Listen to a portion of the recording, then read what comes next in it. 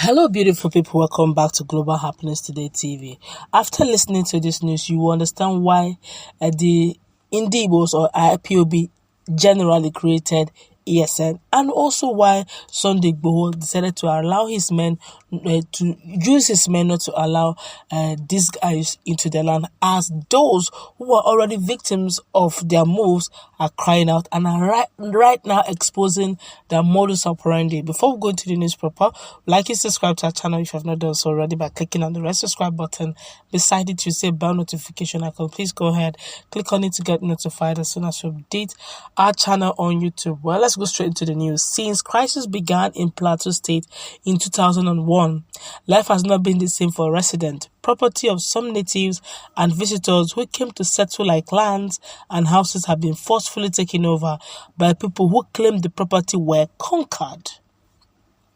While some non-indigenous have relocated, the indigenous people uprooted from their ancestral lands have been the worst hit, as they have no other place to call home.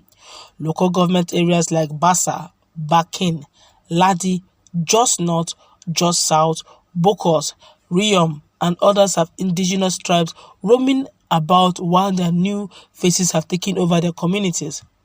Hence, at every peace forum, these tribes call for government assistance to get back their ancestral homes. Before now, the state chairman, Youth Wing, Christian Association of Nigeria, Marcus Kanda, raised alarm that over 100 communities have been grabbed from the natives, saying over 100 villages have been taken over by Fulanis. You can do your background checks. Villages are moved against, houses are burned, the occupants are either brought down or killed or displaced, and the marauders go to these villages and occupy them. And the owners of those ancestral lands cannot go back there.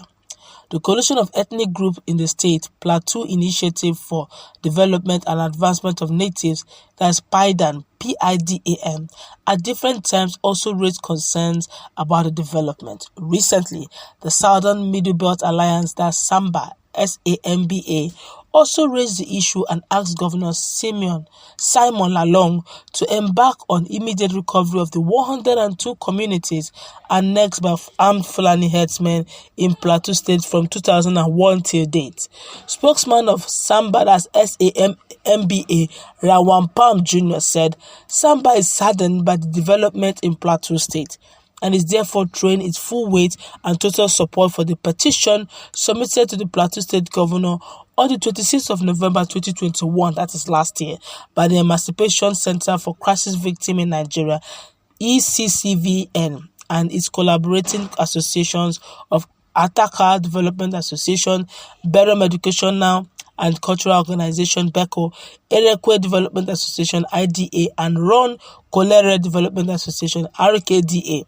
The petition is anchored on the Plateau State AntiLand grabbing law, a situation where Aborigines and natives of Plateau State are sacked from their ancestral homes and ejected from IDP camps is morally disturbing, globally condemnable, and totally unacceptable. It is therefore imperative for the state government under the leadership of Governor Simon Lalong to act as a matter of urgency by declaring a state of emergency on the recovery of these lands.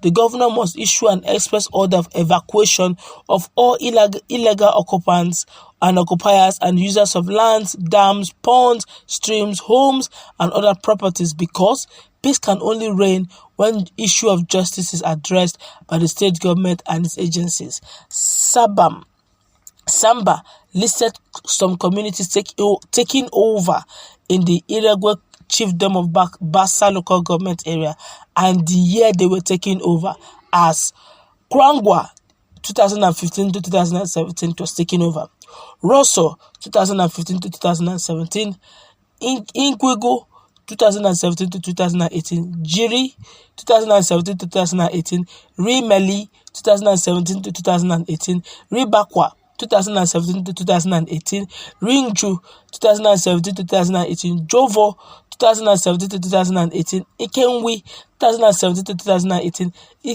Izekwerenvi. The same time, in Dafo, Bokos local government area, they are Ganda, Hotom Wering, Fobok Madong, Fobok Farom, Faradong Hai, Morok, Ingadong, Re Erfanga, Shilim, which was all taken over in 2018. In Rayam district, Rayam local government area, there are Rochon, renamed as Rafanacha, Rakom village, renamed as the people and their representatives in national and in state and national assemblies have been appealing for the federal and state government intervention to return the people to their ancestral homes.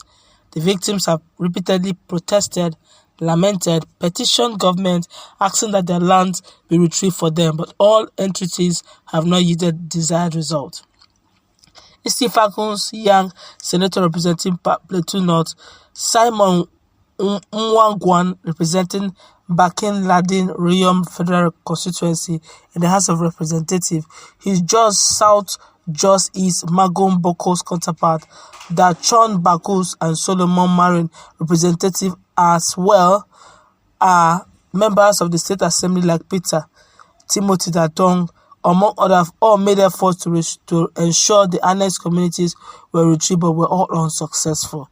The lawmakers have consistently mentioned the cases during legislative session. According to Magwan, Fulani attacking Plateau communities and are not bandits. They are land grabbers, chasing our people away and renaming our villages. They usually escalate the onslaught during the cropping session and seasons. Their target is to destroy the means of livelihood of the people, introduce poverty, subdue and conquer with a view to taking over the land. When the people are preparing to plant their crops, the attacks will come, and when they want to harvest the crops, the attackers will chase them away from their villages and harvest their crops. We have cried out that there are strange settlements in our communities. If you go to the Rakom community, which the Fulani are claiming to have renamed Mahaga, down to Kura Falls community, you will see several new houses erected by these strangers. If you also go to Rahos community, you will notice several new houses and new roofs springing up in the area and extending to other communities. Who are these people and where did they come from? They are land grabbers. They have settled in our communities in their thousands and they have built houses. Even the Fulanis that we know have been complaining as well that they are stranger elements in their midst. Although they are divided among themselves, some of them are harboring the killers and offering tactical support, while some others are not interested in what is going on. So these guys are not bandits.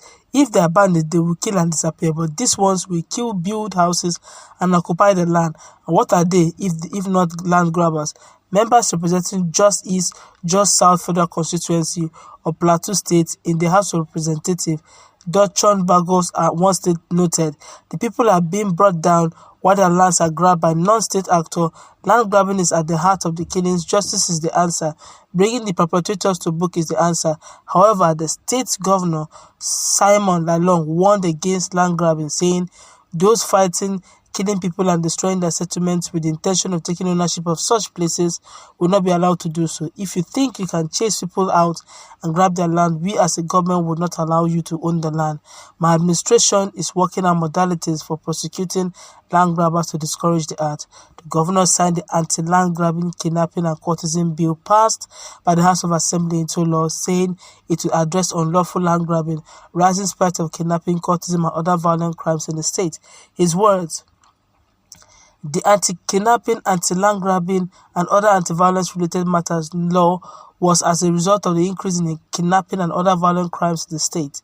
As a responsible government, we cannot fold our arms and watch our people terrorized by criminals who are clearly out to cause mayhem. Rather, this law will deal with anyone caught in the act, and I urge security agencies to be on their toes and ensure that culprits are apprehended and made to face the law, he said.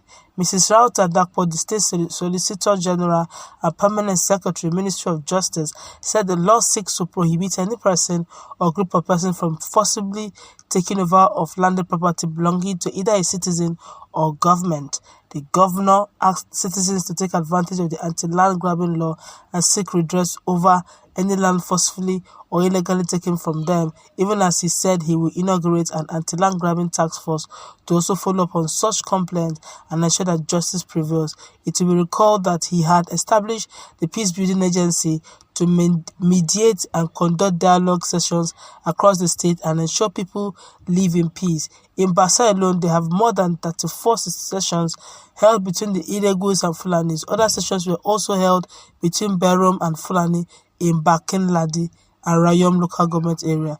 The situation also occurred in Bokos and other areas. Lalong continued. Well, this is quite a long read, but the question is for how long? After all this, now you now understand why you hear the likes of ESN,